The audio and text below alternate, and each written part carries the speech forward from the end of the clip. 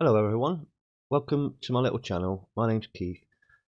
This is a video showing a conversion from the original trigger radio with the steering wheel in the middle that I don't particularly like because it's not intuitive for me to push out to brake with my finger, and I don't really like the steering. And I'm 50, I was born in 1973, so I'm kind of used to the sticks. That's what was on the models back then, and I've got used to it and I prefer it.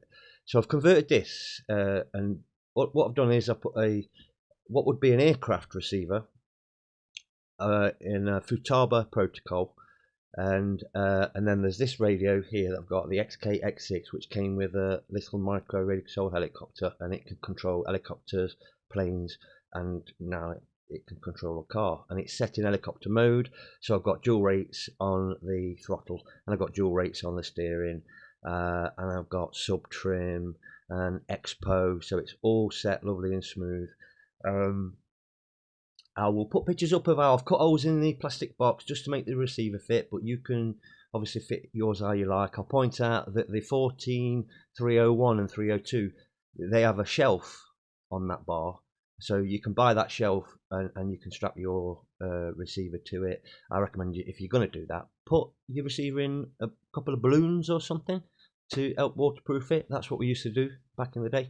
So I've got a Futaba receiver in it. It's I think it was 4 channels plus a S-bus expansion. So I've got the steering servo plugged into port number 1, which would normally be your ailerons on this one here, and then 2 would normally be your elevator, so that's not that's empty, and then 3 is your throttle, and that is your power input from the BEC system as well, and that's basically it. And then obviously this has got 2 fans, and you can plug those into any port on the receiver because they all provide about 6 volts, which is fine for those fans. They'll spin up the same as they did.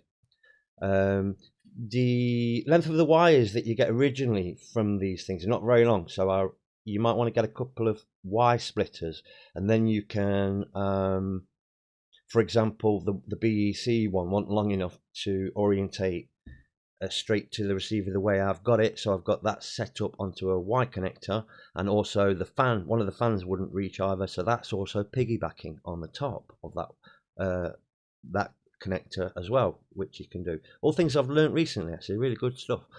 So it's set up, it's a 6-channel radio. Obviously I'm only using 2, and the cool thing about it is the dual rates and the sub trim, being able to sort that. With the new upgraded servo, the control arm doesn't come off at 90 degrees perfectly, which means you get a bias one way or the other in your steering. That can do sub trim, which recenters that servo, and then you get equal movement either side. It's one of the little Brucey bonuses of it. So right, radio's on. I'll switch the car on, and I'm just going to kind of demonstrate. I don't know how well you'll see this or not. I'm going to demonstrate the dual rates where I've set them, and obviously my body's got mud guards on it, and if the wheels turn too much they'll catch the mud guards.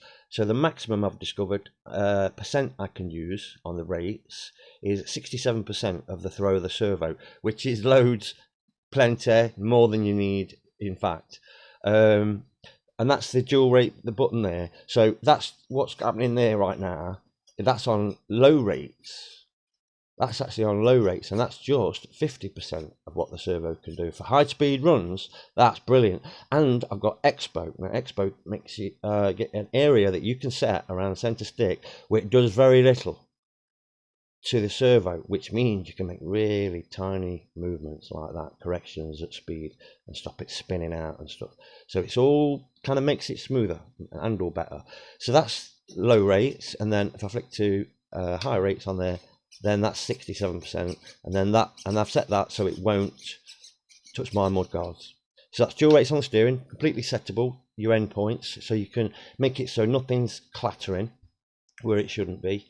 And then on this switch up here at the top, I've got my dual rates for throttle, and I've just set that up the same as what the trigger one was set up at. That's a 70% and a 100%.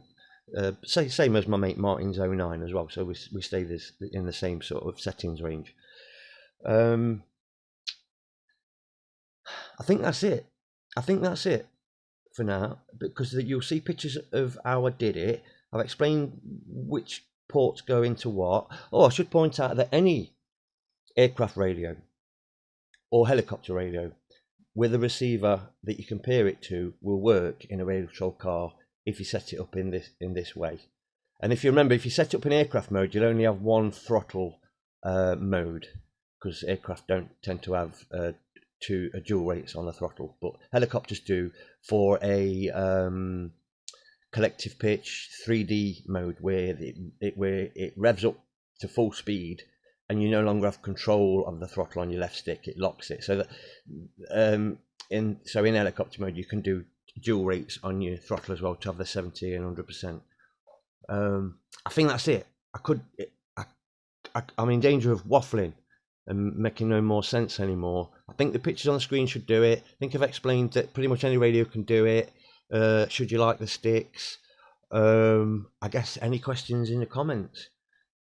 Right, yeah, I think that's it. Thanks for watching again, and thank you very much to the new subscribers lately. It's really appreciated. And I'll be doing the Bowl of Death video next month, so soon, next month, when I can buy a new camera. And that's it. Yeah, thanks for watching. Cheers.